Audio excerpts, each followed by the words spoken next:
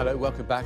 Now, a ceasefire between Pakistan's army and the Taliban ended last month, and peace in the country is looking increasingly unachievable. More so after Pakistan's military said it had killed 60 militants in airstrikes today in North Waziristan, close to the border with Afghanistan. It's the deadliest single army raid carried out so far this year.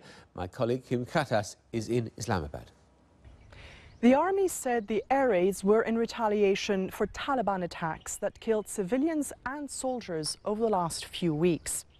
There have been several similar military operations since the beginning of this year, but this one seems to be the most extensive. The army said that they targeted militant hideouts in North Waziristan, a restive tribal area on the border with Afghanistan, where the Taliban are in control. And according to the army, at least 60 militants were killed, including key commanders. There's no way to verify that, of course. There have also been reports of civilian deaths. Now, the Taliban have not reacted yet, but they are bound to, and this may come in the form of more violence. The air raids also are going to complicate peace talks that the government is trying to pursue with the Taliban. The process has stalled since the first round of negotiations in February. That's also partly because of infighting between rival Taliban factions.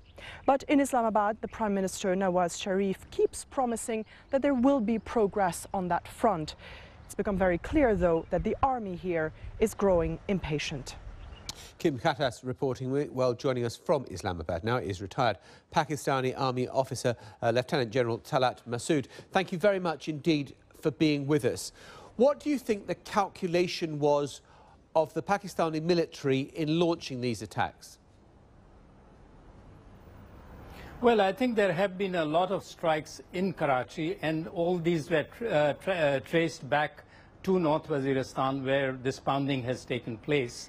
And also there have been strikes within North Waziristan where, recently paramilitary forces were killed. And so I think it is in retaliation of that, because the army has said that we will not have our hands folded whilst these people continue to attack us, whereas we are for the talks with the civilian government. And I think the civilian leadership too has given them the license that in case these people do strike, then you have the liberty to retaliate. And I think it's a part of that strategy which they are continuing. But obviously it will have its fallout or repercussions on the peace talks. And as it is, they were facing a lot of difficulty, and it's very much possible that these might fizzle out at least for quite some time, despite all the commitment and the statements that keep coming from the civilian leadership that they want to move forward as far as talks are concerned. Yeah.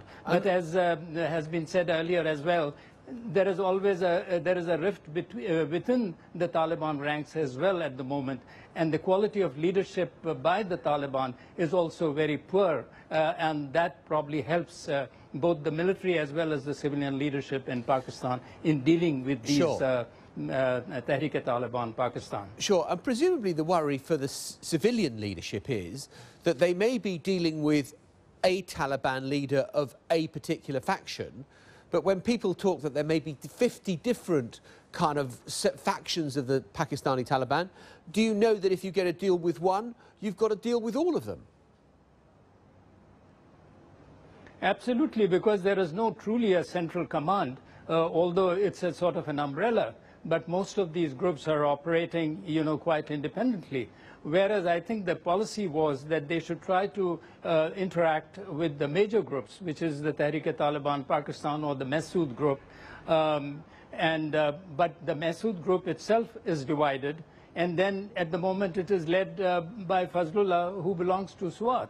So, there are problems within the Tehrik-e-Taliban itself. So what to talk of the other, groups which you just referred to. So I think it's a very, very difficult task. And I doubt very much that there will be any success as far as talks are concerned. That is quite possible, that they may be able to isolate certain very strong groups, like the Sanjar group, in North Waziristan, and they may be able to isolate and win them over, and that might at least help the military as well as the civilian leadership. General, and they can then show some progress as far.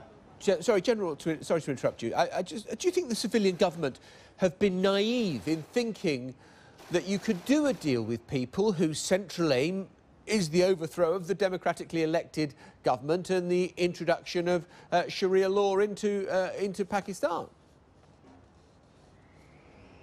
Well, you are so right, because the demands were so impossible to be conceded in any way. But the problem is that I think they were all playing politics, because Imran Khan had actually set the tone that, there is no question of going for a military operation, and all we have to do is to talk with, the Taliban. And then the PMLN, which is the Prime Minister's party, they didn't want to look as though they were the ones who were the warmongers. So they also said that, yes, we also want to talk. And then there was earlier a resolution passed in the parliament saying that we all want to talk to the Taliban, trying to show a conciliatory gesture. So I think it was the pursuit of this policy which made them continue with the talks. And they were, in a way, hedging, and they were trying to see if things fall into place. But, things don't fall into place. Okay. They have tasted power, they have got territory, and they will not yield that easily unless there is a military action, and a robust one, similar to this, or even sometimes much greater. And you have to clear the sanctuaries and also get cooperation from the Afghan side. OK, General Talat Massoud, we have to leave it there. Grateful to you. Thank you very much indeed for being with us and for your time. Thank you.